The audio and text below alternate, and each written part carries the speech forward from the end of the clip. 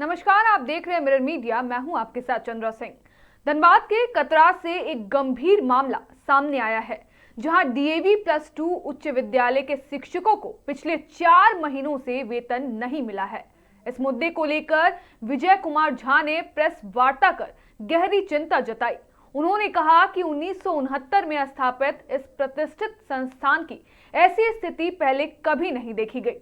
झा ने आरोप लगाया कि कुछ असामाजिक तत्व संस्थान पर अवैध कब्जा करने की साजिश रच रहे हैं और ब्लैकमेलिंग के जरिए माहौल को खराब किया जा रहा है।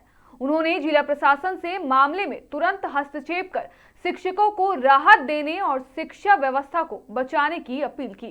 24/3/26 को मुझे एक पत्र प्राप्त हुआ है। 24/3/26 का लिखा हुआ है। संयोगवश मैं 14 तारीख को ही 14 मार्च को नहीं था, यहाँ बाहर था। 15 दिन के लिए मैं बाहर गया था, तो मेरे अनुपस्थिति में यह पत्र मिला। मेरे आने के बाद मुझे प्राप्त हुआ। ये मतलब आज से 7 दिन पहले मुझे पत्र प्राप्त हुआ। उसी सिर्फ मैं एक लाइन पढ़ना चाहूंगा तो आपको लगेगा कि इस पत्र में कितनी पीड़ा है। ये पीड़ा शिक्षकों की है। वेतन के अभाव में, मैं अंतिम लाइन पढ़ रहा हूँ, वेतन के अभाव में विद्यालय के कर्मियों के परिवार में भूखमरी की स्थिति आ गई है। बीमार सदस्यों का दवाई बंद हो गया है तथा बच्चों की पढ़ाई बाधित हो रही है।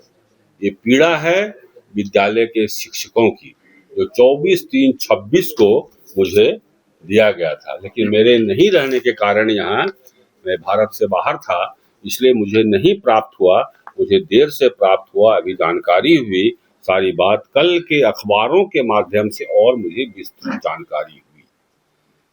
तो मैं आप लोगों के माध्यम से जिम्मेवार पदों पर जो बैठे हुए हैं, शिक्षा के क्षेत्र के हों, प्रशासनिक पदाधिकारी हों, उन लोगों से अपील करना चाहता हूं कि डीएवी संस्थान की गरिमा को कुछ लोग कलंकित कर रहे हैं। डीएवी संस्थान से हजारों जो बच्चे पढ़ लिख करके आज नाम कमाया, ऊंचा स्थान प्राप्त किया है, उन लोगों को भी ठेस पहुंची है इस बात की जानकारी मिलने पर कि पिछले 4 माह से शिक्षकों को वेतन नहीं मिला है।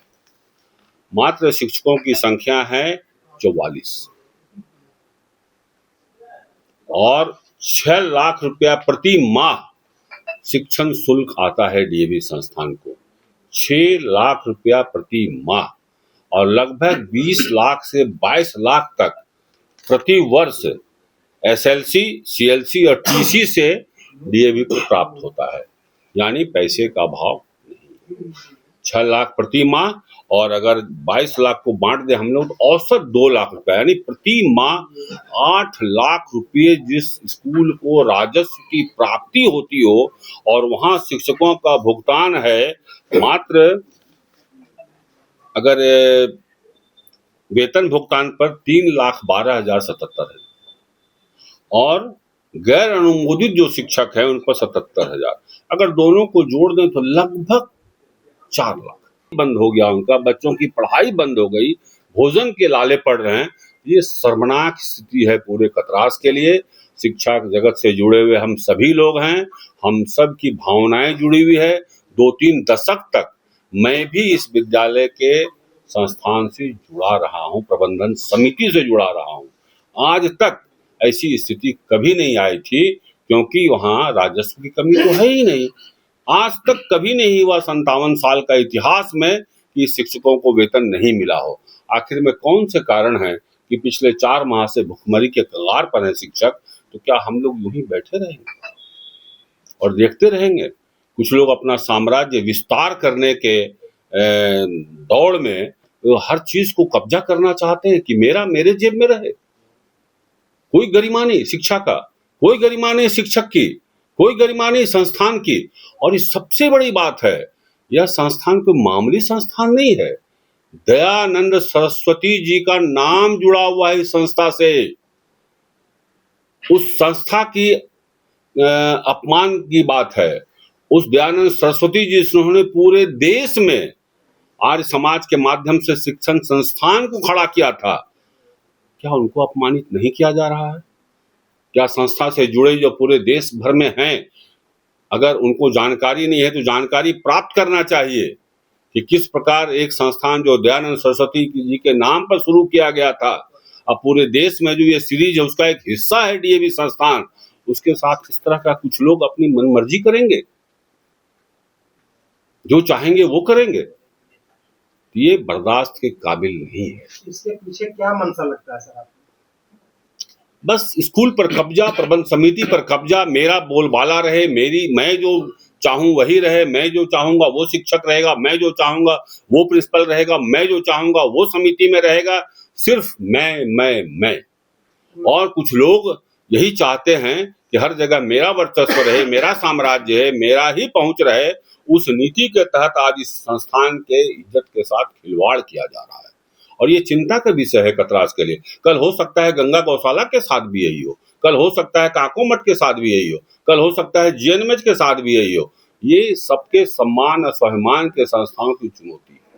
इसलिए हमको लगता है कि हम सबको जो भी शिक्षा के प्रति रुचि रखते हैं, हजारों बच्चों ने जो शिक्षा प्राप्त किया है यहाँ से, उन सबके लिए भी चुनौती है कि क्या आने वाली पीढ़ी को हम कैसा संस्था देके जाना चाहते हैं, कैसी परंपरा देके जाना चाहते हैं।